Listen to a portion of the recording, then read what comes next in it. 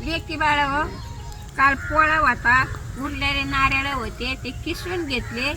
3 नारळ, थोडंसं तूप घेतलं, 4-5 इलायची घेतल्या, वाटीभर दूध घेतलं, 2 वाट्या साखर घेतली. उरलेल्या नारळाची फसखलास बर्फी दाखवते करून तुम्हाला. मिरच्यातून घेतली, आता कढई ठेवते तापायला. आता तूप टाकीलंय. आता किसलेलं नारळ भाजून घेते. आता बाजू घ्यायचं असं लाल जरा फेकली तर का मग आता काढून घ्यायचं आपल्याला. हे भासणात टाकायचं, मग दूध टाकायचं, दुधाला खळखळ उकळी आली का मग साखर टाकायची. टाईट होते. आता वाटीभर दूध टाकलंय, इलायची टाकीते. आता याच्यामध्ये दुधामध्ये इलायचीची चव दुधाला येते. आता कसं घोटू घेते. आता 2 वाट्या साखर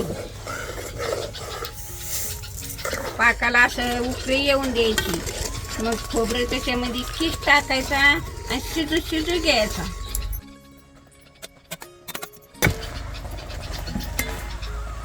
सकाळ ताटाला असं तूप लायते थोडंसं असं, मग ती पटक्यास उलटत. आता खाली उतरते. आता बनलंय याची गोळी करायची ना आपल्याला. ह्या बघा अशी करायची, असं हवार करायची, नीव घालायची. लेकी बाळी आपली बर्फी तयार झाली. पण 4-5 तास ठेवा लागते, मग जीव मिळतो. मग 5 तासानंतर तुम्हाला दाखवते कशी आपली बर्फी झाली.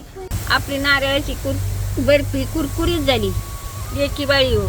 आणि कशी झाली मला कमेंटमध्ये सांगा, आणि आवडली तर करून खा. हे बघा कशी कुरकुरीत झाली. मी खाऊन पाहते.